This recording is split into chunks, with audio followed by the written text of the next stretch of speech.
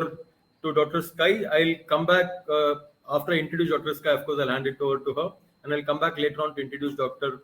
Anurag Shukla. So, Dr. Skye Zhao is a lecturer at the Manchester Institute of Education. Her research explores the use of digital technology in education with a current focus on generative AI, which all of us know is the most happening thing as far as EdTech is concerned. She examines institutional responses to Gen AI and the perspectives of key stakeholders, particularly marginalized learners. Now, this is of great interest to us because we are very keen that the EdTech benefits should not be taken away by those who are already well-to-do, the students of well-resourced groups and communities. We are very keen that the benefit should not be inequitably distributed, and that's also of interest to Dr. Skye. Her work has been published in leading journals across the world, and I was very happy to see 50 publications on her website. I read 3 or 4 of them, and it's like a sweet shop. I'm looking forward to going back to that website again and again, and greedily taking off the web papers there, which are of great interest to all of us.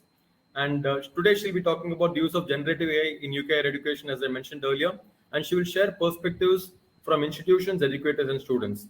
So I'll hand over to Dr. Skye. You have 1 hour starting now. 5 minutes before that, I will give you a warning. Thank you. Welcome. Thank you, Guru. That's a very impressive introduction, and also the time in terms of 1 hour. I probably won't use up the whole 1 hour because I think it's important to have more dialogue and also getting opinion from the participants as well. But I hope that this presentation is almost like a kicking start of a dialogue, and then I wouldn't consider myself an expert, maybe an early adopter of AI, and then the early researchers in this area. And I do hope that by this talk, I can inspire more people to be interested in this area. And then if anybody is interested in collaboration later, here's my email address as well. Please feel free to get in touch. So today the talk is based on my current publications on especially focusing on the use of Gen AI for higher education. So I look at the initiative by, it's a little bit loud from my side. I'll close the window for a sec.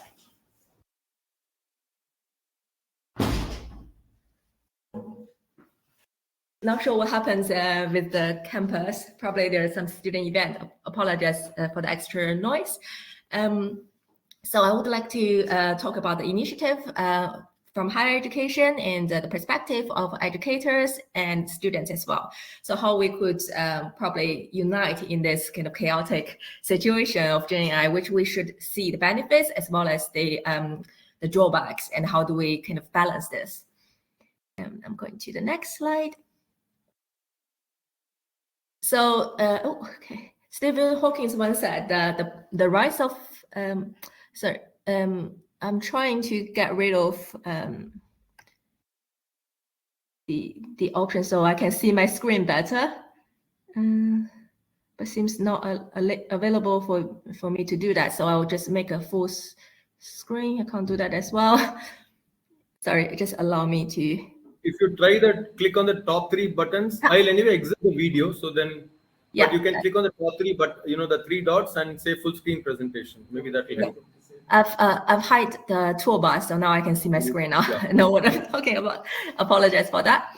So Stephen Hawking once said the rise of powerful AI will be either the best or the worst thing happen to our humanity. We do not yet know which. And I feel like we are still in this whole process of it's either human or AI. And even if you look at all the movies we have, like all our narratives, we tend to kind of make AI our enemy. So either a threat to our human race, starting from the West world to the Avenger, and later the Lucy 2 is coming out as well. So we always kind of thinking, okay, AI is going to be terminators for our human race, and we are the master. They are the assistant. We should be control. Who should be control? If we lose control, the AI will disrupt our whole world. So we start with this fear of our narrative. But in the current, climate, AI become our assistant. We have to revisit what is our relationship with AI. Where is our originality happens when we co-create with AI, and how we could acknowledge that rather than saying, well, AI is all bad, and then we always have to like future proof. We have to make sure that AI is not disruptive. When you start with the fear, it normally lead to really bad consequences. So I think one thing we have to revisit is our narrative with AI. AI has been here with us for a very, very long time. It's only recently the general public start catching up with the Gen AI because of the launch of ChatGPT, because of the disruption of the technology in our higher education. We start having this kind of attention, but they have been with us for many decades, right? So in all the kind of this current climate, what we need to do is not to fear, but having a more kind of reflective approach of our relationship with AI. Since the launch of ChatGPT, which is 2022 November time, we have a kind of chaotic start, at least in the UK higher education. We see the Russell Groups, which is a leading kind of group for research intensive universities in the UK, so suddenly realize students are using AI, and there are issues with assessment, issues about originality of their work, plagiarism. So Cambridge University is among the leading universities actually banned the ChatGPT completely in early 2023, saying like, if we don't understand it, let's ban it until we find out a solution for it. So we can see the top kind of tiers universities first, like, if I don't understand, let's ban it. That's an old attitude that we tend to have with technology. But with AI, this been here with us for such a long time. You cannot ban technology, especially with different, global contexts. You can't just say, well, within the UK, let's ban it. So we see students using it, even the university try to ban it, and also students and teachers raising concerns, saying, well, if industry are using AI and expect AI skills, right? If we ban it, that means other universities allow students to develop these skills. They have a more competitive edge. So are we creating a further digital divide or disadvantage our own students from this kind of this rise of Gen AI? So we see in a few months' time, the Russell Group changed their attitude from, oh, let's ban it completely, to let's promote our ethical and responsible use of Gen AI. And then now our attitude towards Gen AI is consistently on how do we promote ethical, responsible use of Gen AI in higher education, not only for students, but for educators, and also for other kind of support workers within the higher education, such as librarians, such as the managers and professional team. It's not only the teaching team, but also our professional support team. And we see like a race against AI development, and we know that it was always behind AI development when it comes to policy and guideline. People debate about guideline, come up with guideline which quickly being dated because of the technology development. As we can see, the guideline from the Russell Group banned it completely a few months back, shifted to the ethical use. Okay. So we see like from the top-down approach, where the international level, where United Nations published in 2024 an artificial intelligence in education report. This is actually where me and Guru was met. So we were experts, Gen AI expert groups in United Nations. So we were in Geneva, and we put together a started conversation, and then together as a group, we published this report. So I think that's where our kind of professional relationship works and start as well between me and Guru. And then later we see UNESCO also release the AI competency frameworks for teacher and students. Now this guidelines is only currently aimed to K-12, now ruling out to higher education. So they are currently asking people to support the development. It's expanding to the higher education. So I'm one of the contractors with them to help with this. So I'll talk more about the UNESCO guidelines later at this presentation. And we also see that, this UNESCO guideline, they're looking at different dimensions of the competence and a different progression level as well. Whereas we look at EU guidelines, and they are looking at the risk level, so high risk and low risk, so there are different dimensions, people trying to conceptualize what is happening, how we can better regulate the AI use, especially for higher education. Whereas at higher education level, because there's numerous guidelines coming up and there's really detailed 50, 60 pages report, it's really difficult for them to get those guidelines to contextualize and localize those guidelines to their own university. So we also see at higher education institutional level, they try to come up with their own guideline. So university will create Gen AI guidelines on their websites, sometimes university level, sometimes with extra faculty level, because for example, Faculty of Humanity might have different kind of guides for in terms of Gen AI compared to social science, compared to engineering, because of the assessment, the subject knowledge are very, very different. So they need to be more kind of specific at the faculty level. We also have numerous working groups and consultations, mainly consist of teachers, key managers, university, people who could make decisions, strategic leaders.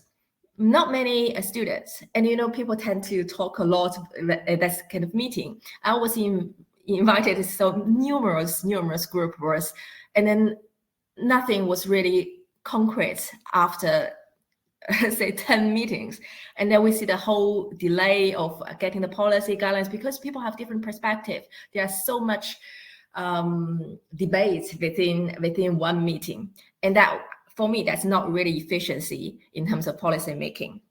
But we can see at least general trend of very top-down approach when it comes to development of guidelines and policies.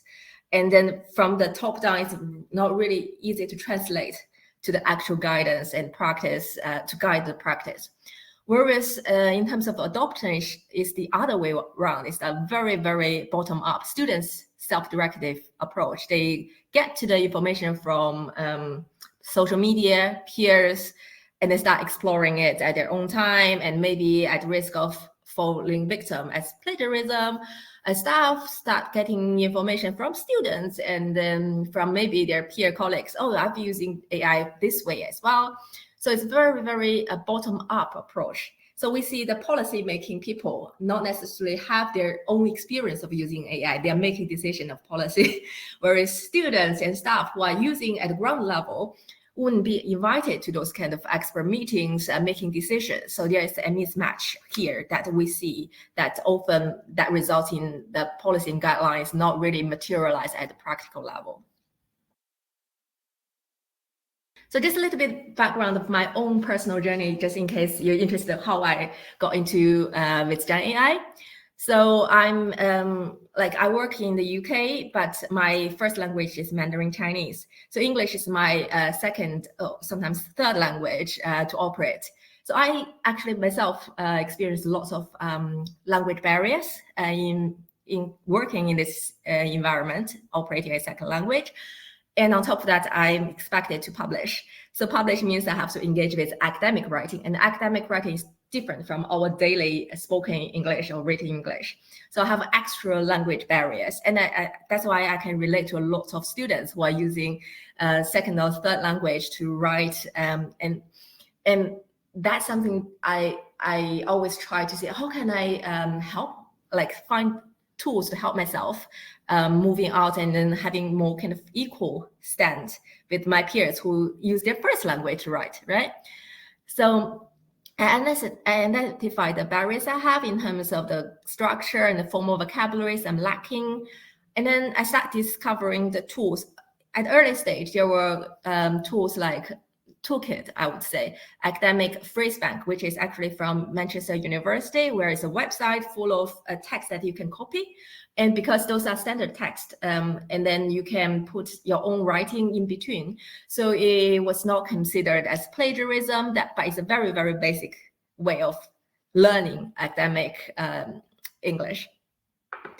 So later I start discovering, there's a word tune similar to Jasper or Qbot. And for difficult language that I need to translation, I use DeepL. And then for having minutes of conversation, like meetings, I use Otter AI. So I find this really, really useful to enhance my work productivity, my own understanding what I want to come across to others. So I become an early adopter of this Gen AI before ChatGPT launches. And through my own use, I realized the issues because it can easily be misused at that point. There was no guidelines. People are not aware of this. You can easily just ask, translate a language from another paper and then put that into the tool and then translate to another and then present it as your own. So I started realizing the potential danger that if we incorporate it into our education. So I published a tech review, I think 2020, but it's somehow now labeled as 2023. So I talk about the word tuning AI and how that could, benefits people who are having language barriers, but also the issues, how we can more reflective realize the learning opportunities, but at the same time avoiding plagiarism.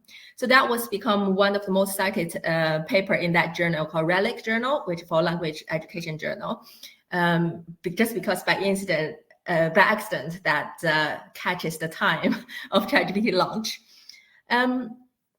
With that, I also start collaborating with EdTech companies such as AI21, which is the company who launched WordTune and Grammarly. So I'm looking at Grammarly Go at the moment with them. Also working with Microsoft, who are looking at the inclusive team to see how we can make their products more inclusive for people with different learning needs, with different diverse background. And then I realized, okay, this is not enough. We need to actually gather user experience, gather feedback from the students, ground level users, students, and teachers. So I started researching in this area. And that starts with my journey of Gen AI. And hence Guru's mentioned about the publication on that aspect. So in my research, I identify a few issues here. I have a reference list related to this writing part at the end of this presentation, so you can check out those references.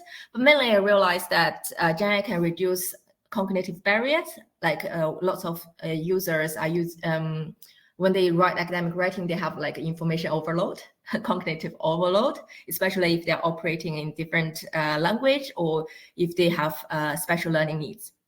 So they also boost efficiency. It's not necessarily the best thing, but it enhances the efficiency. That's something that we have to think about societal impact. If everything becomes super efficient, is that something we want?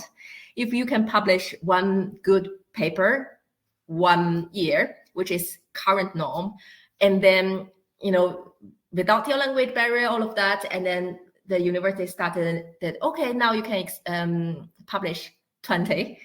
Is that a good thing for us? So we have to think about that, what our impact on society with the efficiency driven afforded by AI.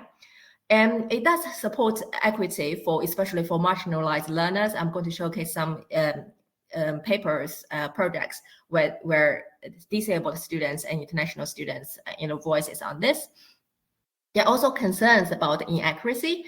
Especially with different models. At the beginning of the model, there's like fabrication of all the references with ChatGPT because they don't have access to the academic database. They're also biased, and students are aware of this bias as well.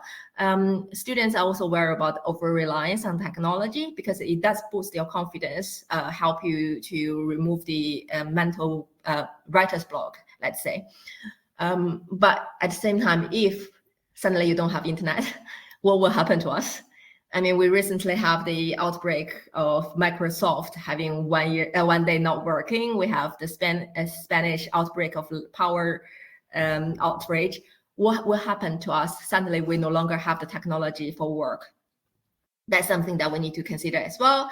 One key issue is academic misconduct, which is related to plagiarism.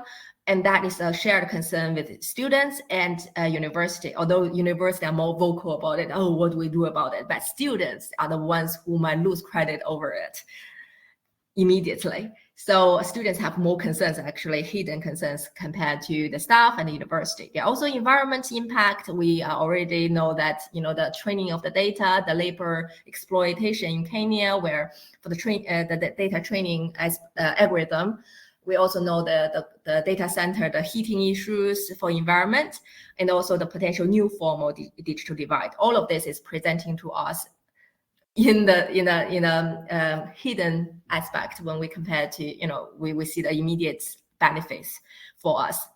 And when we talk about the policy, are often very top down and then lack evidence ground to see what actually users are using at the ground level, especially user with language barrier, learning difficulties, or varying level of prior knowledge. And then we noticed that students with higher AI literacy or higher prior knowledge tend to use AI in a more effective or reflective way, which afford their learnings compared to lower prior knowledge students who tend to prefer just give me one button and then I'll submit an assignment and then that's it. I don't want to see that again. I don't want to engage with the learning. And it's almost like when we talk about the first level digital divide, it's not people who, there's a lack of access, first of all, but even they have access, there's a lack of interest in engage with such technology. They don't see the benefits for them. So how do we engage with this for this group of students? We also see limited support for teachers and students to explore pedagogical innovation together, co-create a pedagogical space, especially for teachers. Well, then often left there to say, well, you still have the same workload for teaching, for marking, for design assessment. On top of that, if you want to explore AI use, by all means do that. So teachers do not have the resources or time recognition, or like if you actually use AI, what is the award mechanism? There's nothing of that for the teachers to get engaged with this process. Instead, they are the receiving end of students' plagiarism essays, and then they tend to form a more negative feeling around this because of that. So we see that's resulting in a kind of low trust between key stakeholders for students, for staff, and then university managers. So this is the issues that recently we found in higher education in the UK.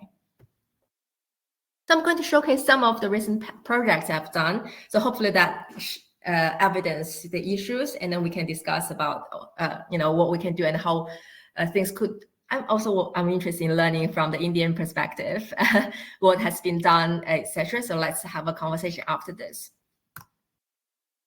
I started summer projects when the ChatGPT got launched 2022. So we get funding. So for a summer project in 2023, so we interviewed with actual observation to see how students are using Gen AI tools. So we asked them to write a literature review part of their dissertation project. And then we see how they are used, the combination of tools, and ask them to reflect on those tools where they are showing us. We also interview them in terms of their perception and benefits and problem of using AI for such assignment, and their perception of the ethical concerns and issues, etc. So this paper has been, this project has been published in one of the Nature-affiliated journal called Humanities, Social Science Communications. If you are interested, you can see more of this paper. You should be able to access that paper now. So there are diverse views towards Gen AI, which we already mentioned about academic integrity. Students are worried about the automation of thinking, though, because they see the efficiency, but also see the thinking process has been outsourced for Gen AI tools. So they are losing that. Although they are gaining other commands of AI, writing prompts, those kind of skills, but they are really concerned about what kind of they've been losing there, especially students with learning difficulties such as with ADHD. They use Gen AI to summarize their reading to benefit so that they can have more easier or quicker way of writing assignment. But at the same time, they say, well, if this is my weakness, I need to develop this, and this tool is not allowing me to develop it. The tool is actually replacing this opportunity to develop way for me to quickly summarizing the readings. So what is the long-term impact? But in the same time, they have a very packed assessment submission deadline. So they are forced to use these tools in order to gain a better grade and for better future. So that's something that they say we'll have to balance and choose between whether I want efficiency or whether I want the long-term learning experiences to come back my weakness. Students understand the inaccuracy, hallucination issues, bias. We mentioned about this, but what we notice is students with higher command of language, confidence of language, and prior knowledge tend to be able to see these concerns more than students who are at lower level in terms of skills, in terms of knowledge, background knowledge. And then we also see top benefits, which is leveling the playing field for people with language barriers, disabilities. It does help with the efficiency in terms of studying and writing. It does help with difficult subjects, especially STEM, that people tend to use this Gen AI tools to ask them to. It's almost like a non-judgmental tutor. Here's a concept. My tutor talks so abstract, broad, and I wouldn't be able to understand. Show me the worked example. What do you mean by this? So they do use this as a way to understand the key concepts. We talked about the work and the efficiency. Students also recognize the employability, the key role of gaining this for their career. So one of the students actually said, well, I did my master, and the best thing happened is ChatGPT, which it's something quite shocking to us to learn, who we have been teaching him for a whole year for various subjects, and like none of that really is important to them. And students also saying, well, they make learning more engaging and entertaining rather than the traditional top-down lecture talking. So based on that results, we designed a cross-national survey. So we launched this survey shortly after we get the results from the interview and observation-based study. So we collected perspective in terms of accessibility aspect of Gen AI, the common uses, how Gen AI is utilized for writing assignments specifically, because that's one thing that is keep popping up in the interview-based study, identified concern and recommendations for higher education. So the survey we've collected already have UK, China, mainly Macau and Hong Kong, because at the time of the survey, Gen AI technology, especially ChatGPT, was banned. It's still banned, but we have DeepSeek now in China. And we have Mexico, Jordan, we have Saudi data. Saudi was recently allowed ChatGPT to be entering that market. We have extra focus group for the UK participants and Saudi participants. So these are the data we are currently analyzing. We did analyze the UK data and China data and published it in the next slides. So when we compare to the students' perspective on Gen AI, the usage, we realized that there are unequal access to Gen AI tools. That was before DeepSeek happens during this, so I have to acknowledge things might change. That's why studies tend to be very quickly outdated, because we need to catch the new technology, and that's why there are lots of publications associated with it. So we realized that there are Chinese alternatives tools as well, even like before the DeepSeek happens. And the students have been using the Chinese version of, it's called Ernie bot and WPS AI, whereas UK tend to use ChatGPT, Grammarly Go. Those are top ones in our survey.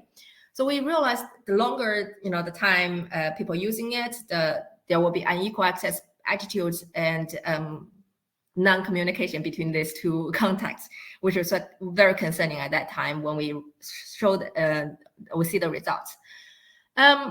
And then we realized people have shared eagerness of embracing Gen AI. I mean, they have concerns as well. So it's very, very similar. Like, what can we do with it? What if I use it? What will happen to me? So they're also in the society. But it's a very clear pattern that students tend to prioritize individual gain over society long-term gain. So I understand all the concerns, but because my peer is using it, if I'm not using it, I'm losing out. I need to use it. So the peer pressure to have competitive edge compared to their cohort, so that they can work in the future, have a better work perspective. But they do have different attitude towards who should be the one who governing effective or guaranteeing effective use of Gen AI. So for students in China, they are saying, well, like, let me explore it. This is similar to Saudi students as well. We self-directed learning, and we are not concerned too much about plagiarism.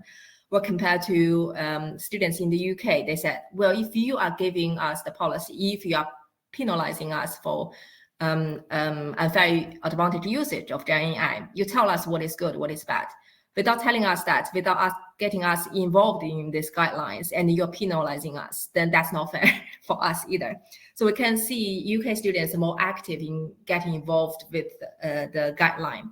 And I did ask one of the students from Saudi Arabia, one of our participants, to say, why do you think you are less involved with, concerned about university guideline or compared to UK students? And then she said, well, I think UK is taking the plagiarism very, very seriously. And students have a, if there's a similarity score at a certain level, then they will be called into this meeting. It's really scary. They treat it very seriously. So students attach that issue very seriously with their degree graduate potential, whether they can graduate or not. So they want to be more active in the policy involvement. Whereas in Saudi or in China, they understand the plagiarism issue, but the practice is different. So for example, if you quote someone, it's a common knowledge, a poem, that's okay, because you are show respect to that person. And then the lecturer marking this essay, for example, look at it, okay, I understand you are quoting the poet, it's fine. Whereas in the UK, if you don't use quotation marks, if you don't have the citation, author's surname, comma, year of publication, comma, and page number, you are in big trouble. So it's almost like what you are penalized students that kind of creates a eagerness to get involved with, understand what it is, because it's individual benefits kind of attached compared to where in the Saudi, in China, they will have more kind of relaxed attitude towards such issues. So early insights from our focus group from students and staff in Saudi Arabia, what we see is very similar pattern than in the UK, but more extreme. It's a mutual distrust between students and teachers. Teachers like students using it, they're cheating. And students didn't know that staff are using it, but staff were using it for designing the assessment. And then we have this dialogue and the staff said, oh, actually I put my slides there, and then ask them to come up with quiz and ask students to take the exams through this quiz. And students were shocked to know that.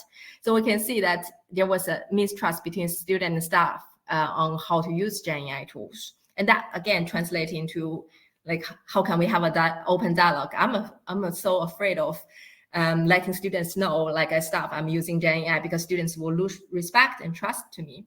And there was also staff disclosed that information, which shocked me. He has an assessment brief, and then he used a white text to give a different direction of the task hidden in the assessment brief. And of course, that's not easy for students to see. Students, if they copy that assessment brief, they will copy the hidden text into ChatGPT, Claude, or DeepSeek. And then the DeepSeek or those technologies will be able to see the hidden text, will produce something which is so different from what they expected to do, and they lose marks. So staff is tricking the technology into tricking students to submit something in a way to prevent Gen AI use. That for me is extreme. There are also staff member who disclosed their use about Gen AI by uploading student assignment into DeepSeek, and then ask DeepSeek, what are the possible tools that students have been using for this assignment? Again, when you upload students' assignment into DeepSeek, it's already a violation of privacy. So when we are so feared about students using it, we have more trust in staff. But actually, at the ground level, staff also can do something damage, but it was just hidden and protected by the university at this stage, and people tend not to talk about it. So we need to help staff to enhance their AI literacy as well. We do see the ChatGPT is most used because it's early, the occupying the market. But gradually we see Saudi Arabia's students. Oh yeah, we'll have a question, but we'll come back to it later. seeing Saudi students start using DeepSeek, and then they said they are aware of both ChatGPT and DeepSeek being political biased. So they ask a question about what's your view about Palestine, and then they get the feedback from DeepSeek and ChatGPT, and then they said, well, I have my own political bias. Both technology are biased. I like the answer from DeepSeek. I'm going to use DeepSeek. So we also see students having a high level of AI literacy, and then realize their political bias, realize the technology bias, and then start using the technology that's aligned with their own bias. That will, in a way, that shows the AI literacy higher level, but also could lead to future information cocoon. So you will be only seeing the things that you like. We talked about the Gen AI in terms of career skills, and the benefits in terms of privacy. Benefits outweigh the concerns in terms of privacy and the environment. And in Saudi data, we find something really interesting is the level of responsibility. So they perceived responsibility. One student said she's working in a company while studying her master's degree. So what she did is, well, she put the sensitive data from the company to DeepSeek, to ChatGPT. Yeah, she did use the ChatGPT, and then she logged out from her personal account. So she said, if the privacy information is leaked from this company, they will know. They can't trace back it's me individually. So you see the individual, organization, and the society. So students prioritize the individual benefits, and then later organization, later society. So how do we combat this kind of level of shifting of responsibilities is something that we need to think about as well. And then we also see the digital divide growing, not only because of the money, in terms of the wealth, but also AI literate and less experienced students, and then also the knowledge level.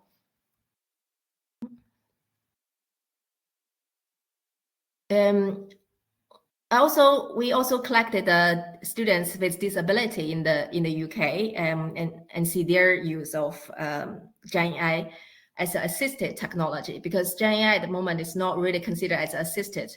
As assistive technology. They have the traditional non-Gen AI engaged assistive technology, but students start using it as their own, at their own cost. So we look at the students' disability conditions, look at their use, and then their also benefit consists very similar to other students as well. These are the students. We have more female students, more undergraduate students. That is reflecting of our cohort of our, the students' disability cohort. And we see the most kind of condition that affects students. This is assignment writing in terms of essays. Is the neurodiversity in terms of ADHD, special learning difficulties such as dyslexia, social communication impairments. Sorry, it's a bit small, but those are the top 3 conditions that we see that students have, which they consider as a barrier for their writing assignment. And the barriers specifically they say they face is understanding assignment brief and rubrics. So a lot of they don't understand the expectation hints, so they put assignment brief into the Gen AI and ask them to can you make it clear what is expected of me of doing this. And they require much more time for reading and writing, which is already very well supported for university, who tend to give them more time to like extension for 1 week. They struggle with reading and proofreading editing process, which again, they use the tools to help. And word choice, sentence structure, especially with academic writing sentence structure, a tone of voice, the writing styles, writer's block, low motivation or low time management, concentration level due to fatigue. And when I see these barriers, it's interesting that as a foreign, as a non-native English speaker who operates in an English environment, those are the barriers I constantly experience as well. But compared to students with disability who all receive support from the disability support services, there's not so much support for students with language barriers although that's recognized, but because you pay the money and then you've signed a contract with the university, there you go. So I think there's also an initiative we need to think about students with language barrier who experience similar challenges. What can we do for them? How much time are we okay with the time? Yeah, we have 15 minutes more. Okay, I would cool. say total. So 15 plus minutes. 5. 15 plus 5. Right, okay, yeah. Then I can slow down a little bit. So the common use by students with the disabilities, they use technology to explain concept better, which we mentioned about it already, identifying resources. So they use ChatGPT almost like a Google Scholar search in some way. Summarizing learning materials, as you can see, they say ChatGPT is really good at making information concise. I use it for this reason. So as when my depression and anxiety is bad, it can be very difficult to comprehend large texts. So I lose focus and get mind blanks and simply don't understand the information in such large text. So it does help them with come back with overcome this barrier. And then helping them to understand the structure, restructuring their writing, and then refining their written work. That's probably using Grammarly or Grammarly Go. So when we asked the students from all our participants actually what the support and training they want to receive in order to help to guide their AI use. So they want a general introductory training on Gen AI competency at beginning of their term. So it's not like suddenly they've already been penalized and then the university come up with a training to say you need to go to training, but give us the training early on so that we don't make mistakes. So clear institutional guidelines and policy on what is qualified as plagiarism, academic malpractice, not just definition driven, but with examples. So, but university tend to give definition-driven text because of legal reasons. So if they become complicated, the text is legal terminology, which benefits the university. So I also see that it's a mismatch of expectation. And they want training on avoiding academic malpractice and ethical use, and they consider that responsibility lies in with the university and their teachers, not for themselves, because they just had suddenly get these powerful tools and their students. They should be in a position to receive clear guidance from their superior. They want writing prompts, efficiency prompts to how to help with using such tools. So I see a lot of universities already have the initiative having the prompt bank for students. And how to use AI tools to search information effectively, how to fact check and reference such information so they are not, for victim of inaccuracy of such tools output and also plagiarism. Yeah, all the other things are similar, like how to use it effectively, and what are the tools available for them, and getting university to give them the licensing for that.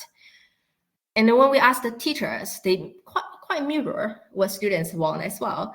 So they want professional development on Gen AI competency. So they recognize that they are also lacking the AI skills, especially compared to students. They feel students actually have more advanced AI skills than me, and how I'm not confident or comfortable discussing AI with students. They want clear institution guidelines and policy on what is ethical use as well, because they are the one who penalize students, who point out this might be plagiarism, whereas there's no guideline for teachers to spot that and the procedures for students to follow, for teachers to follow. So they are also fearful. So what happens is all of them just, if this is having suspicion, send it to the university. So there will be one person who is academic integrity officer looking at everything. That used to be me, who at the beginning of ChatGPT 3.5, I have a whole month back-to-back meeting with students, each have 15 minutes to look at the fabricated references, fabricated text. So, and then all the lecturers just Skye, please look at this. Skye, please, I don't know about it. I want nothing about this. Just have a look, make your decision, and then I will let students know. So the shifting of the responsibility from lecturers because of from markers because of lack of clear guidelines to them what to do. They also want training on how to design assessment when students are using AI better. So I know like in India, probably they are exam-based more, whereas in the UK, essay-based is more kind of common, especially in social science and humanity area. So students are already using AI. They say, oh, can we just change everything to exam? And then we say, you cannot have a humanity subjects and everything based on exam. So that's not the best way of avoiding students' use of AI. Yeah, they also want support how to help students ethically and productively using AI. And they want opportunity to share best practice and collaborate with colleagues to say, this is how I use AI to teach, how I support my students. They want to be recognized, give the time so that they can share their practice and then inspire their peers. And currently, it was not a mechanism to reward such use of pedagogical use AI in higher education. It's like, if you have time, you do it. If you don't have time, you do nothing, that's fine. So there was no behaviorism kind of philosophy behind it. For the people who actually engage, get the extra reward, and for the teacher who do something disruptive, getting punitive approach, there's no such thing. We see that happens to students, but never happens to lecturers or employees. Yeah, they want access to tools and platforms similar with students, licensing provided by the university, along with the technician support to see what it is, help them to understand this so that they can use it for students better. We talked about the time, resources, and recognitions or awards that we're supposed to give staff, but the mechanism is not there at the moment in the UK. So the take-home message from this example project is, yeah, many students are finding value, and also the employers are finding value in Gen AI. So we should not completely ban it or having a very fearful or mistrust to start with when we're having the conversation with students. Both students and staff are shared concern about academic integrity, not only staff. So again, the think about how we can shift from a punitive approach to a more educative approach, having open dialogue between staff and students. How can we get students more involved with the institutionalized, at least institution level policy making, and then the materials for competency training? How can we get a supporting department, non-academic department? Those departments tend to be referred as third space department in higher education, such as library, disability support services, language centers. They are key, student-facing department, but they have lack of resources because they are not academic department. They are not getting students' income. They are more seen as add-on tag-along services. How can we empower them to feedback to the academic department, how we ask them to engage with more initiative? For example, all the students go to library. We should be using the library as an open dialogue to have more initiative to help with the Gen AI situation, rather than, just library, students go there, we don't touch about. So how do we engage those third space departments to help with this situation? And also, AI competency frameworks are needed to guide the design of training for both students and staff, especially teaching staff.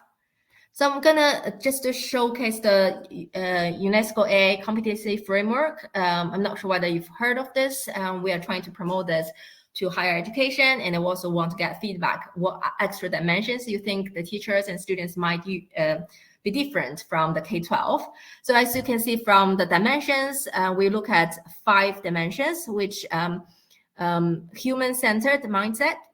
We need to think about the ethical use of AI, the AI fundamental application level skills. For teachers, we need to think about AI pedagogy, and also we need to think about our own development. So AI is also key for our professional development, so that we can get promoted in the future in our own careers. So there are also 3 levels within each dimensions, like acquire level, so it's a kind of basic, and then deepen levels, think about deeper in terms of each dimension, and then the create level where we are leading For example, in AI pedagogy, we will be leading the enhanced kind of pedagogical transformation rather just using AI to assist our teaching. So it's kind of a progression level as well. So these are the current 5 dimensions of higher education of K-12. So if you think about how we could use that for teachers, maybe we could enhance more dimensions as a result as well. When we talk about students, we have like 4 dimensions, like human-centered mindset, similar to teachers. Ethics of AI techniques and applications are very similar to teachers as well. But AI system design is more about how we use it as a problem solving, rather than AI pedagogy compared to teachers. But I think there's missing dimensions as well, because students in higher education also have their personal development, career-driven, which compared to K-12. So that's something that we are thinking about adding in the future as well. So the next step, what we are going to do is we are going to launch a survey for students and teachers based on UNESCO AI competency framework. I might just send the survey in the future, so you might see UNESCO promoting that survey. And also, we are engaging in expert consultancy to inform the dimensions that I just showed you. So we are looking for lecturers. We are looking for school, university managers to think about this, help us as well. So if you're interested in, please get in touch with us. We also will acknowledge your contribution as a result as well.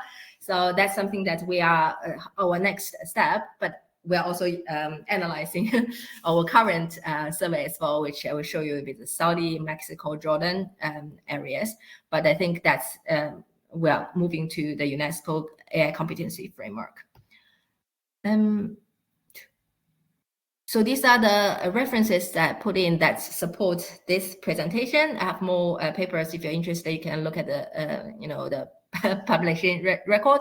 But these are the things related to my talk today, and I think I'm okay with the time. Finished. I'm just trying to see the. This was perfect, Skye. Within the time. You are 2 minutes short of your 1 hour, but that's okay. We are not complaining. If you want to say something for the next couple of minutes, you can. Otherwise, I'll hand over to Dr. Anurag. But before that, I would like to introduce him. So, Skye, do you want to say anything more, or you want to stop here? Yeah, I can stop here. Yeah, I can stop here. Fine. Then let me have the pleasure of introducing Dr. Anurag Shukla. Dr. Anurag Shukla, who's a discussant in the webinar today, and who will, share his perspectives and provocations and have a discussion with Skye before we throw it open to a Q&A session. Dr. Anurag Shukla is a public policy researcher and academic. He has completed his PhD from the Indian Institute of Management, Ahmedabad, and has been a visiting scholar at Hiroshima University, Japan. He has earlier worked with organizations like Pratham, Azim Premji Foundation, CFAR, Times Group, and he has published research papers in several journals, including international journals such as the London Review of Education, Education Technology Research and Development, Teacher Plus, etc. He is one of the key founders of the SETI network, and his passion, if I may say, is to create a better understanding critically of what EdTech all is, and not take a very instrumental perspective of EdTech, but to look at it from a larger political economy lens in terms of what is it really doing to society and polity. So that is what his perspective and passion is, and I'm happy to welcome him to this webinar. And there are 20 minutes for this interaction, and I will 2 minutes before the end of 20 minutes I will alert both of you. Thank you. Over to you. And thank you so much, Guru, for this very kind introduction. And Skye, this talk was for me very, very enlightening. And I have been grappling with these issues. I have been writing about that. My own journey as a teacher, I have been struggling with how to introduce AI tools, not banning them, but also how to work with the students on creatively using these tools in the classrooms. So again, wonderful talk, very insightful, and like few of my observations as well. So, for example, you begin with talking about how AI is a double-edged sword, right? And for example, it can be used as an efficient tool, but as well as it can also kind of increase the existing digital divide. And also and this is a question which has been coming to us quite often, because AI in education and its impact, its effects are still uncertain and unfolding. So we don't really know what is going to happen, and also what kind of the systemic response we are going to get, especially in a country like India. Also, like you spoke about this general approach to AI, like for example, it has been top to bottom approach generally. Uh, Mhm. uh, you look at UNESCO, you look at other global agencies, all of them have taken a like top to down approach, and we need, like for example, we need to have these more lived reality bottom up approaches in AI as well, where teachers, where students have more say in how uh, in creating these frameworks for AI tools and how to use them in classrooms. Also, again, listening to you about your own personal journey, like your own like that sort of autoethnography and your positionality on AI in education, like again, English being your second language, and for me as well. For example, I come from Uttar Pradesh, one of the states in India, and my mother tongue is Hindi. So AI in that manner also has also helped me a lot, like with my own skills as well. And you spoke about your own journey, like you used tools like WordTune or DeepL, and they have helped you with navigating these writing and deeper researching deep problems. So what I understand that, for example, AI brings this possibility for us. So it can be a equity enabler, for example, and this I see across your studies you have conducted from UK to Saudi Arabia, in African countries, everywhere, that it can assist students with disabilities, second language learners, and those from under-resourced background. If they know how to use these tools, they can actually benefit from them. Also, it is an efficiency booster. So it can like help us summarizing lessons, structuring them, editing them, exploring different ideas and content. So this is the positive side of AI. And if we talk about, like you also spoke about the concerns around AI, right? For example, academic integrity and over reliance on AI, like outsourcing our thinking to AI now. And this I have been struggling in my classrooms as well. That now, if you ask students to write an assignment, they would most probably would come back to you with an AI generated essay or AI generated assignment. So how to now work with the students on these skills? Also, digital divide for a country like India, where we still have like a large population does not have access to these tools. So maybe if we so AI may also lead to this increasing of digital divide between haves and have-nots. And again, there are also several environmental and ethical issues that we can discuss. But again, a very enlightening, very helpful discussion for someone like me and others who are part of this discussion. Uh, so the some few things which I get from this discussion, and I might also be incorrect as well, Skye, and let me know if I'm incorrect. For example, we should also now involve students and teachers, instructors in this policy co-creation around AI. So Mhm. they should not just be passive, like for example, uh, uh, like consumers, passive consumers who are just consuming what is being offered to them, but also they should actively involve in what kind of frameworks around AI are created. And for example, we need to have, for example, even in India, we need to have our own India specific AI competency framework, and this is true for every other single country. Also, also, like for example, public libraries, language centers, the disability service centers, these these these places should also be empowered and better resourced if we want to actually democratize AI. So this was some of my inputs from your really interesting 1 hour long like discussion around AI. And now I have like two sort of questions to ask you, and this comes from my own like struggle in my classrooms, my own work in education for almost a decade. Also looking at a very unique background in a country like India, which is multicultural. And Indians, like if you look at India, so the socio-educational landscape is very, like for example, multilingual classrooms. There are also infrastructural inequalities in India, like haves Mhm. and have-nots. Also, education is completely stratified. Like There are also elite schools. Like we also have schools like Harrow in India now. They charge 25 lakh rupees annually. And we also have government schools which are completely free of charge. But the quality between those schools and these schools is quite huge.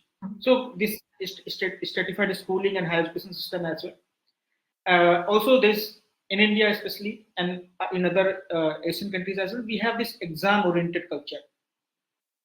So most, for example, even if you look at EdTech startups in India, most of these EdTech startups are catering to these exam prep industry, like preparing for engineering exams or medical exams. So within all that complexities, so my question to you, and you can just reflect over it. So how can Indian higher education institutions they balance the promise of AI as a tool for equity, especially for the language learning? Like we have so many languages, like linguistic diversity, and also the disabled and first generation learners. So we also have a lot of, for example, in India. Generally, people come from a second language and they study either Hindi or English in their classrooms or other regional languages. And so again, this challenge to us, this is a challenge to us to prevent AI from becoming a new gatekeeper of privilege through digital literacy gaps. So just your reflection on it, then I will ask another question. Sure. And if it is not clear, I'll ask you again. Yeah. Sure. I think it's a very complicated question. It's very difficult to provide like a direct answer. Actually, I'm not a politician. I try to get to the point of it as much as I can. But I do feel like to be localized with AI competency framework, first of all. So I think when it comes to any higher level policies, they try to make it as broad as possible so that it can be, localized by different regions. With its own characters, so they can be more kind of using this as a kicking start of a conversation. So I think in India higher education, the important thing is not to just use it directly, but actually how to adapt it to your own context. Think about your the own culture needs, so that it actually translates and meaningful to the local context. And I think also establish clear AI guidelines. So we tend to see the guidelines terminology driven, and also understand that it's could be just because the higher level institution will want to cover their own side to say, I don't want to get involved with this. But if you really want an open dialogue, you need to provide examples. You could even like, here are the good practice, here are the bad practice, here are the analysis of things, to make it translatable to teachers, to students. So you have to tailor the conversation, not just one guide fits all, and then ask teachers and students and other stakeholders to use that and then translate. I think one thing is giving more kind of instruction and support with the guideline, but also engage their own agencies, for example, teacher and students, to say, oh, here's the examples, and now you reflect. So it's also allowing them to be actively engaged with this process. And then also, I think in terms of the equality in terms of access, I think that's unavoidable in every situation with the technology. We can do the basic aspect is can we provide from the evidence-based students, what students have been using at the basic level? Can we subscribe those basic level, which is going to be already costly, so that we can use those tools to teach AI literacy, ask students to engage? Because you don't need the most advanced tool to be able to build a conversation with the students to say, here's AI, here's what can you use about it. I think at least provide base level, establish what is the basic level of that you can afford, so that all students have equal access to the listening, and use them as the kicking starts to have the conversation of the training. And also getting students involved with the training so that you can get immediate feedback from students. Is it tailored to them? Is it too much, or is it too less?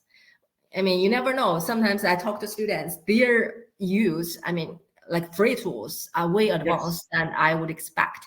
So using them as, don't treat them as always the information absorber, but they could be expert in their own use, and then teach us, help us with to complete the training. And we said empower the the supporting department to see what initiative they already have.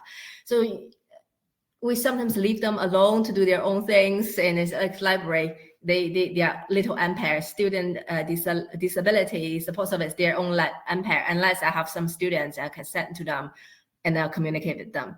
But actually they might already have an initiative, you don't know. So there are ground level initiative everywhere. You have to put the resources together rather than start thinking about things and then ask them to create new things.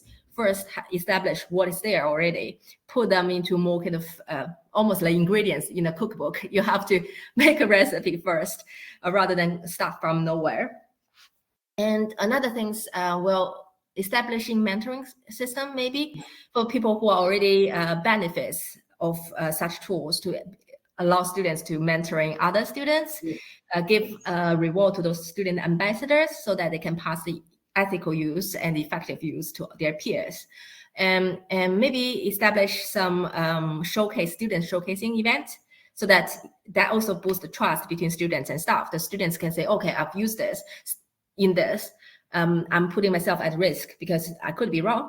I could, after this event, losing my degree now. So promise them this is, a safe space. Staff will give you advice on whether it's effective or not. The staff can learn from you as well. So establish those kind of non-judgmental space where students can showcase their use and giving them an award. So that recognitions. I see at the start of our session, students ask, do we get certificate? So it's very certificate driven. So the students want certificate. Yeah. And if we could use this to engage students into, showcasing their use, they get certificate. So it's become a positive circle, whereas more and more students try to build this community of practice. And then students who are maybe due to lack of access, when you provide provide basic level access, they can use it. Or most we see students who don't use it for fear or no interest. So showcasing this will allow students, empower students for the ethical use. Don't be afraid of saying, okay, I'm only creating this for students who want certificate. Yes, students want certificate. We want certificate. We want pay. We like staff at the same time doing the same thing. But if we could get award, but at the same time we are being empowered, then that's a win-win policy, isn't it? So I think those are the immediate step I can think of for this question, but that's a good start. And then I also think that in a way that India probably already have self-sufficient, that ground level running. We just don't know. And I'm really curious to see what practice Indian teachers are already doing and students are already using to inform the higher up kind of UNESCO framework, because in a way that when students are self-paced learning, they are more creative, and we are so behind by students and by from teachers who are ground level meeting students every day. We want their knowledge to feed back to the policy, and that's something I think we have to establish for teachers and for students to celebrate their use rather than saying, do not use Gen AI, or otherwise I'm going after you. That's a wrong stand, which that relate to the movie ones I showed. It's not either us human or AI, it's collaboration, it's co-creation now. And we need to be reflective use, but we can't just always make, whoever use AI is enemy, whoever, we can't establish an open dialogue based on this trust. Thank you. So this was really helpful, Skye. And my another question, again, you can just quickly reflect over it from your experiences across systems and cultures. So given India's exam-centric system, and we also have rising concerns over academic misconduct, both individually and institutionally. So how can institutions in India cultivate an AI ethical pedagogy that moves beyond surveillance and punishment towards trust and co-creation of the students, which we saw, for example, you gave example of Saudi Arabia, UK, and other places as well. So if you can just reflect over this question from your own experiences across studies. I think, that's a very good question, especially taking a different context where UK tend to be essay-based, whereas India tend to be exam-based. And funny story is that there was, at the beginning, when people are so anti-AI, a lot of staff said, okay, now let's change to exam. Completely change to exam. So, and again, exam is not the answer. As you can see, like India also facing AI use or misuse with exam-based society as well, right? So I think for any assessment by type of assessment, the fundamental thing we already mentioned is to shift the narration from a punitive approach to an educative approach. So if we start with saying that, well, I'm going to catch students, students are going to use AI for unfair means, they don't know anything. They just randomly use tools and that they fall victims of plagiarism. Then where is staff's responsibility? Where is our educators' responsibility? Why our higher education is an educational department? We need to at least first do our job better before we punish students. Yes. So I think taking ownership from higher education and educators, say, have we done enough to teach students before we penalize students?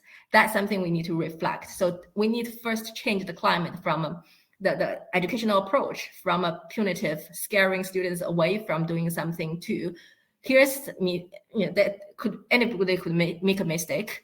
Here's what we can do to avoid such things. So we need to establish teaching early on this, in terms of whether it's exam-based or whether it's essay-based. We need to have a very beginning of training, very beginning of showcasing like what is the accepted use, what is not accepted use. And teachers are also using AI for creating exam-based. So you're thinking about teachers putting their slides, create a exam for me, and then the students putting the teacher's slides up, creating mock exam for me. Then the AI is in between, isn't it? Yeah. So we need to establish that it's not only students using it, staff using it, and the AI is playing this middle ground. Why don't we just bring AI to our conversation? We are using it. Let's be open in what we want you to learn. If you want to use AI skills, that's a separate discussion. We need to help you to develop AI skills. But if you are losing some learning opportunity, I need to let you know what they are losing. But we also have an extra protective or educative responsibility to our students. Students often being hit with the powerful technologies, and then they happen to have that much of experience in terms of work as staff, right? So we can't like assume they have the same responsibility or awareness. So this is also teachers' responsibility. We need to take ownership on this. So the first thing is to shift the narration for staff, for university, away from the punitive approach. And maybe, as I said, maybe we have open dialogue for program level, if we consider that's maybe too much because the grade depend on academic department, use library. So to have this conversation, open conversation with students. And then having examples of what has been misused by the past students, what are the consequences and why such consequences. Make it transparent for students so they understand you have put so much effort for them in order for them to learn, rather than saying you have put so much time on catching them. That's create fear and they run away from their tutors. We are their teachers, but we are not police. We can't assume policing into that, into our role. And then what we use might not be correct as well, because our AI competency need to be improved as well.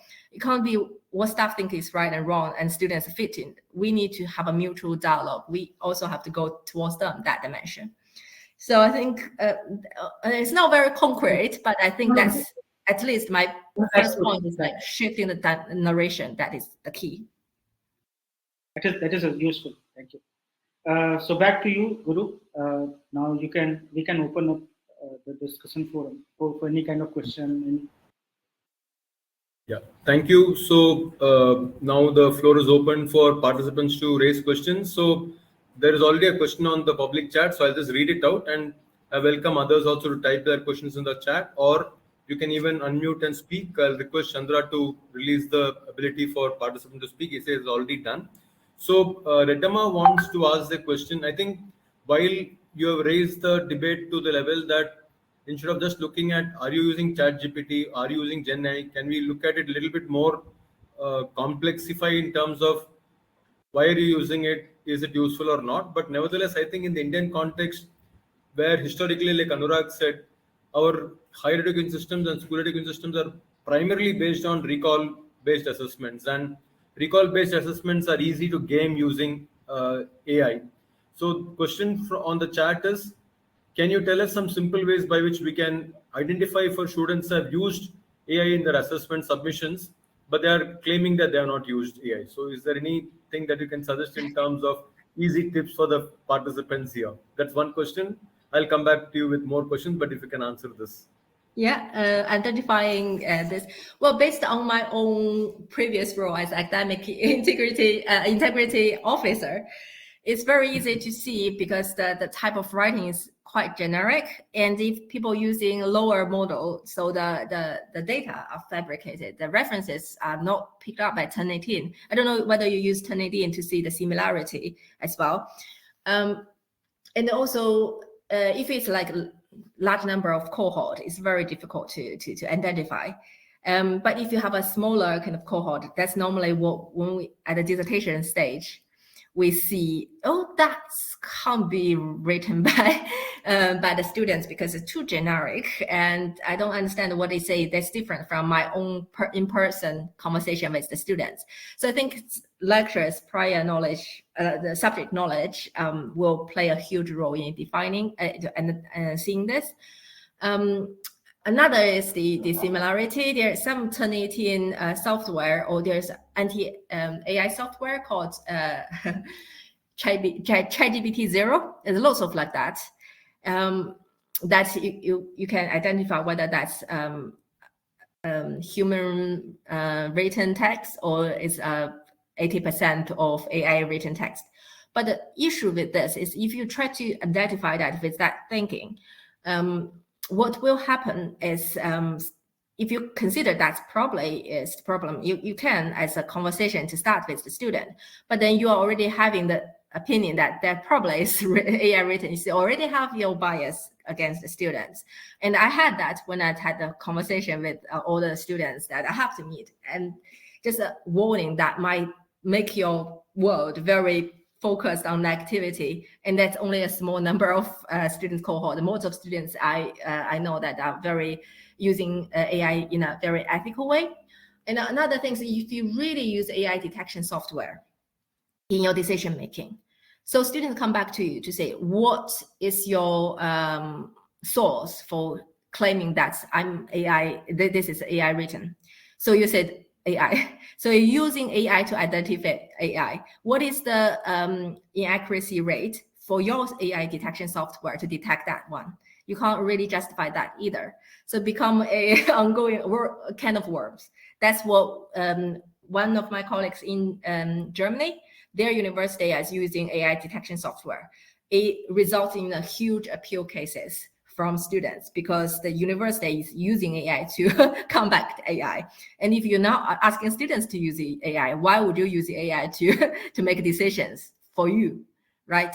So I would suggest it would be better to rely on the lecturer's subject knowledge, better to have open dialogue if the cohort size allows, and rely on your relationship with the students, and not saying I'm going to catch you and I'm going to make your degree you suffer, but you probably have made mistakes. Let me try to have a conversation with you early. I mean, if you haven't, that's perfect. If you have, my role as an educator is to see this problem early, have a conversation with you early, so that's, you know, I educate you on this side so that in the future you will avoid much more serious mistakes. That's our role as educator. We're not pleased to say like, AI detection software, let's catch all the students who have 80% of AI written text. And that's against the warning going towards the punitive side of this mindset.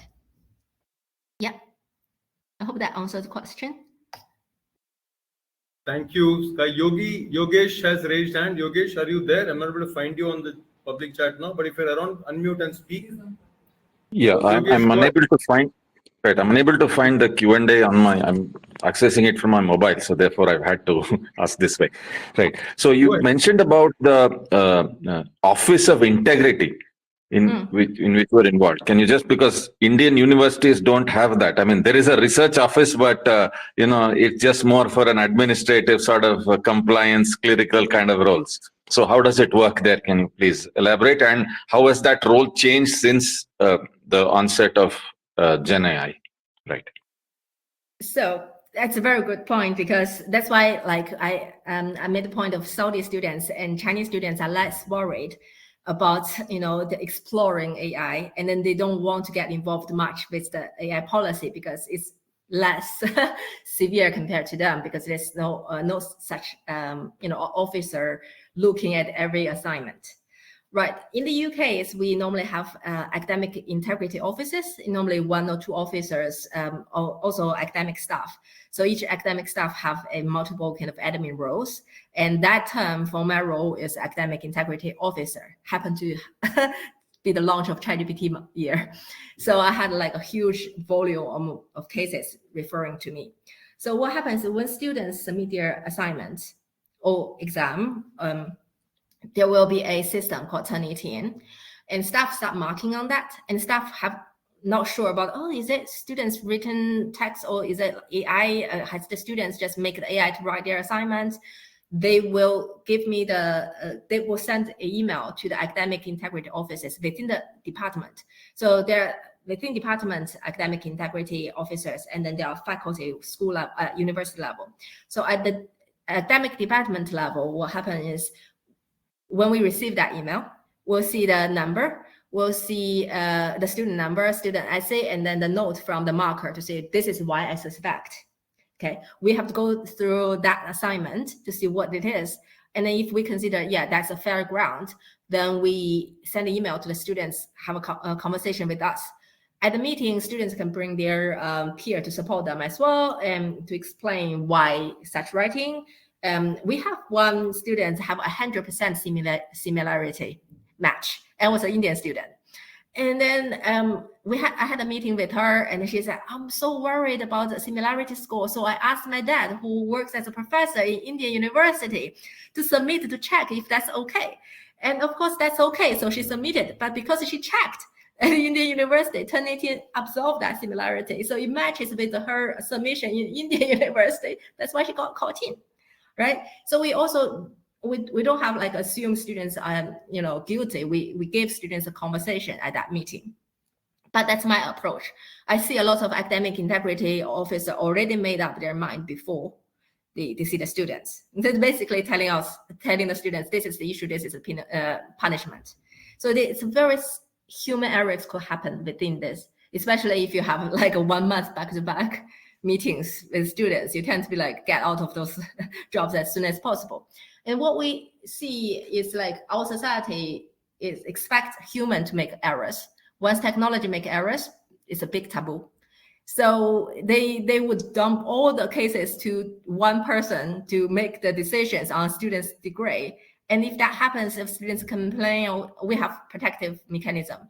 But if AI make a mistake, we don't have that, appealing process, protective mechanism. So let's not get anywhere near that.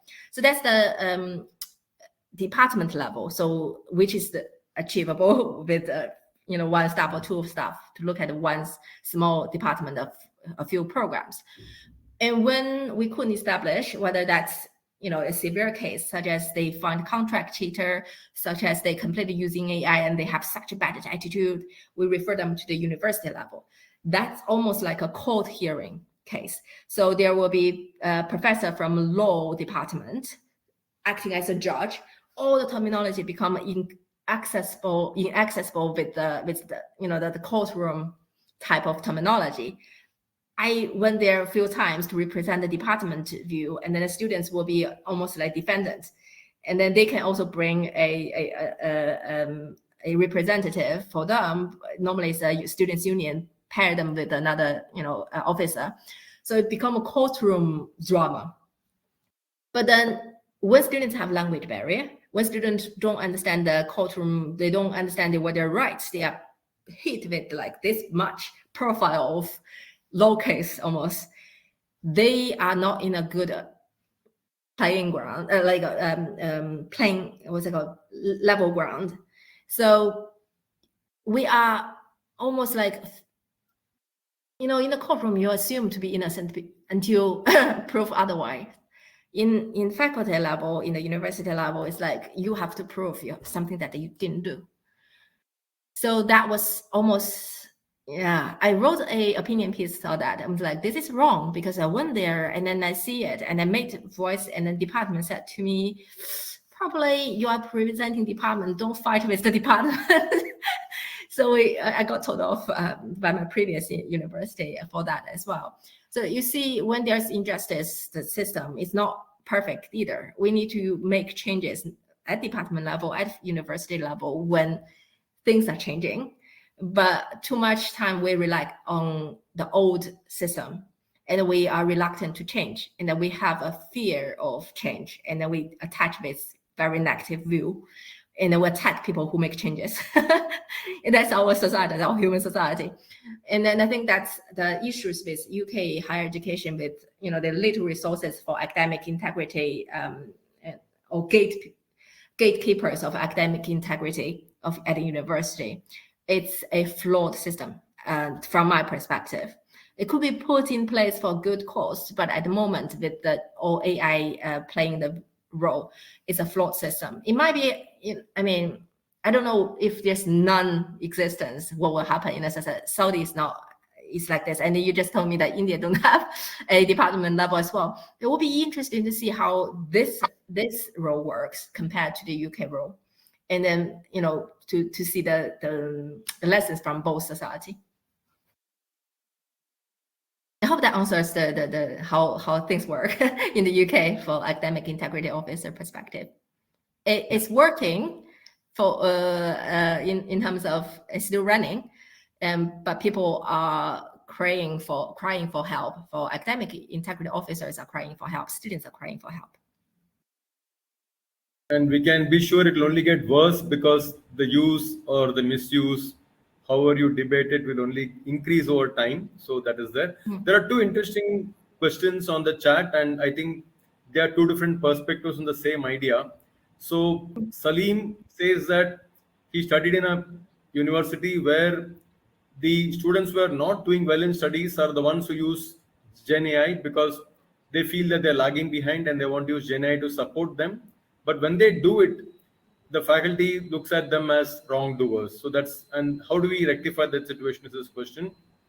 The converse perspective is from Lakshmi Govindraj, who says that when students who are lagging behind are using more of Gen AI instead of their own abilities, then actually they continue to lag behind. It doesn't really help them at all. And therefore, this whole issue of, you spoke about disability, and you also mentioned that disability can be looked at in a larger perspective, not necessarily very specific cognitive difficulties, but even language challenges and other socio-economic disparities, stratification that cause some kind of whether we can say disability, or certainly it's a kind of a factor that reduces their ability to benefit from the system. So these are the two counter perspectives on the aspect of students who are marginalized using it and being held as wrongdoers. The student perspective and the faculty perspective, what would you say should be done to resolve? I think it's kind of three questions, but in the form of two questions. I'll talk about first is like the students who are probably in the terms of subject knowledge lagging behind to their peers and tend to use AI. I think that's what we find a pattern as well. Is students with higher kind of subject knowledge tend to see the issues with AI, and it's not accurate, it's general. So they are more in command of when they use tools to assist them. So they at that point they might be like, this is not working. I'm losing my original voice. There's lots of home students in the UK tend to say, oh, I tried it, it's not for me. That is also not helpful, because if you haven't explored different features, then probably that is, gradually you're not really enjoying the benefit of AI as well. But we also see students who don't have the knowledge enough to see the issues. like the inaccuracy issues from AI, the general kind of views. So they use it as it must be better than anything that AI writes is better than me. So they use it, and then they either fall into plagiarism, victims of plagiarism, are just producing a very poor quality essay, because tutors can see this is no point, right? So but then this cohort of students will be like, okay, but better than me because of confidence. So what we need training is for effective use of such tools, to say, well, you cannot just click one button and then imagine everything. How can we put reflection activity in between to help students to effectively use it? So I'm building one experiment study at the moment. We just read it up, just submitted a paper. So we're looking at students with low prior knowledge, subject knowledge, and high achievers, high prior knowledge. When they use AI, they all use AI in an ethical way. We instruct them to write a literature review. What works for them? So we found that lower prior knowledge students benefit most with using AI first as work example. Ask AI to brainstorm, show example of their writing, and then they're not copying. They are learning how that works.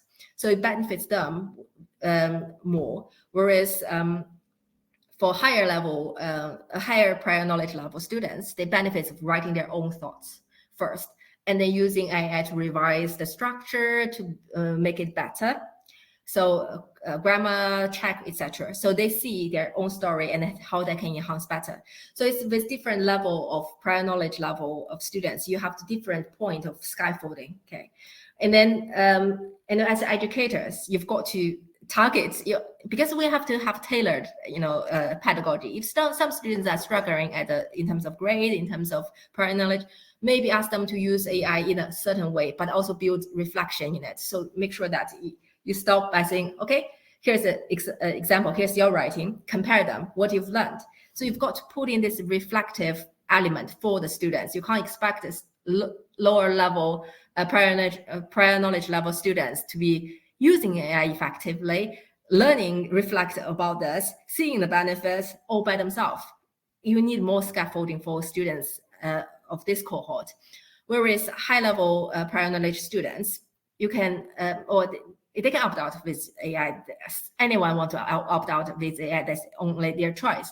But also you need to show them like there are also potential better effective use. Even you are already perfect with your writing, you could see with AI how that would change. You could build your own opinion with it. You can engage with it, but without engaging with it, it will be an issue in the future when everybody's engaging with it. So you have to reflect it critically on such use, or opting out of such use, or the consequences. So all of that is educators' perspective, the intervention at different point for students. And that's I think is what I want to say is teachers have to take intervention in this, not only just let students self-explore, especially for students who are lagging behind already, and then say, here's the tool, you use it and hit one button and forget about it and then pray for God that teacher don't catch you. That's not the best way of doing it. So we have to intervene. We have to identify the students for different needs and for different pedagogy. And I think that's first two questions. And I forgot the next question. Sorry. It's too high. Yeah. But I think you shared some very interesting points going back to traditional education values of the teacher having to know the student, know individual students, and then look at how education will benefit them individually rather than, just dividing them into groups or looking at them as, one size fits all and saying it's good or bad. It's a very nuanced answer. I had one question which I want to ask, and we just have 4 more minutes. And it will take you some time to answer. So I'm going to take the privilege of being the moderator and ask my question.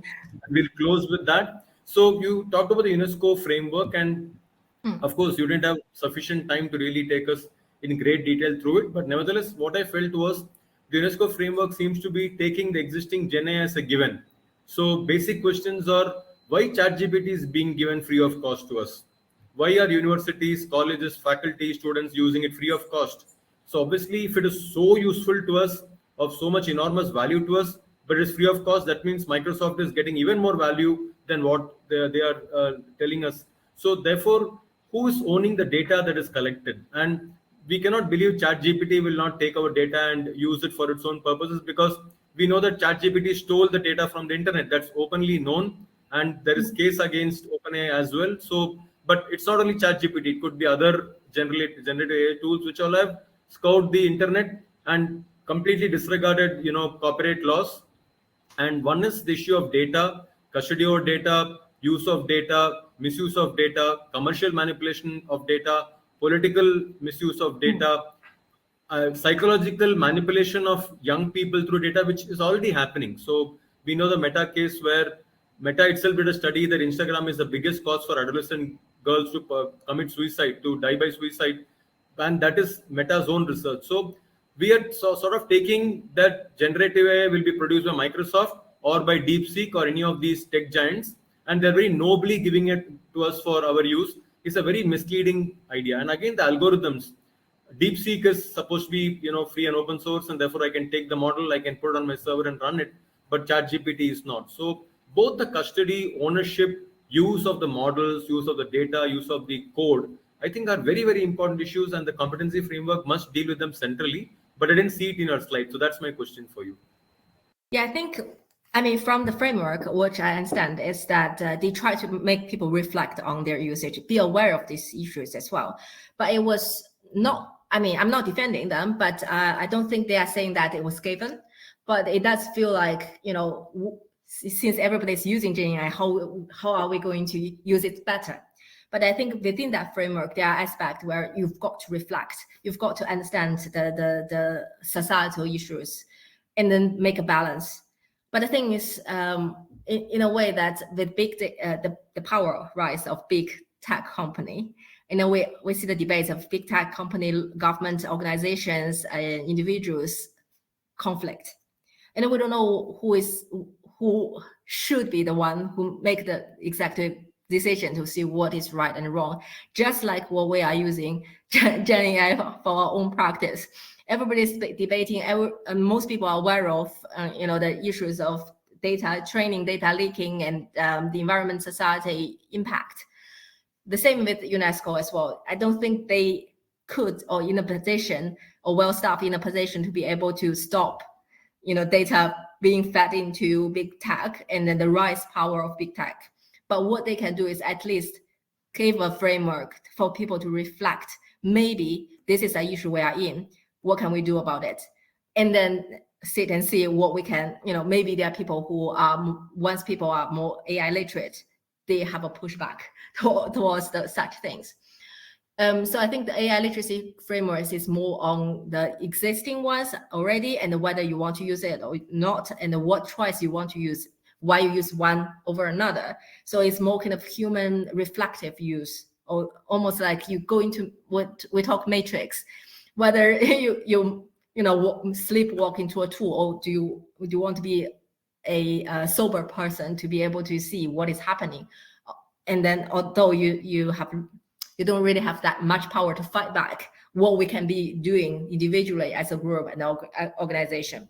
I think that could be something that powerful from that framework to help people to reflect on the use, because too much of time we have sleepwalkers in the use of AI technology. And if we don't even have a framework to help us to be reflective use and being aware of things like this, to help university to say you have a responsibility to let your students be aware of the data is being fed into those big tech, ask for, or being aware of, or read the description of the technology you are using, where your data is going.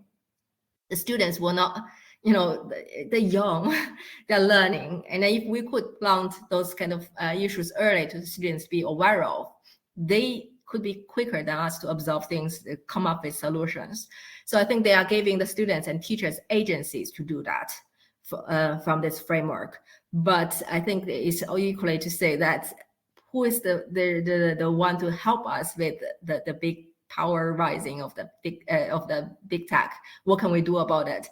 And individually, I think I feel powerless in terms of when Microsoft is saying this is right, this is wrong, and when OpenAI said I'm going to sell your data on this way and that way, and you feel powerless. but at least you know what is going on. And that I think that's a good message to start with. Thank you so much. We are just 2 minutes beyond our scheduled end time, so I will, with the permission of both of you, close the session now, but not before reminding all our participants. We have put those QR codes again on the slide here. This webinar has been extremely enlightening and illuminating. We are grateful to both Skye and Anurag for this wonderful discussion and presentation. Nevertheless, we think it is a part of the longer journey. Like Skye said, the pedagogical ideas we are already in the midst of questioning and challenging and understanding. The larger political dimensions of control of big tech over society, we are not yet begun that journey. And for Critical EdTech India, that is the journey we want to embark on. We don't want to imagine that Microsoft, Google, Amazon are going to determine our lives, because we have no doubt that if the market determines individual lives, then we are going to be in very, very deep trouble. As people who believe in democracy, the will of the people, the will of enlightened people thinking critically is what we want. We encourage all of you to join the journey of the Critical EdTech India group, and also to become members of this SC network. So once again, thank you, Skye. Thank you, Anurag. It's been a wonderful time. We'll have this conversation recorded, and we will share this recording with a wider audience and the people who are able to be participating today. But once again, very grateful to both of you. Thank you so much. Thank you for inviting us. It was a great dialogue with you as well, Anurag. And let's keep in touch. Thank you. Thank you, Skye. It was really helpful. Yeah. Thank you so much. Thank you. Thank you then. Bye, everybody. Bye, everyone. Bye-bye.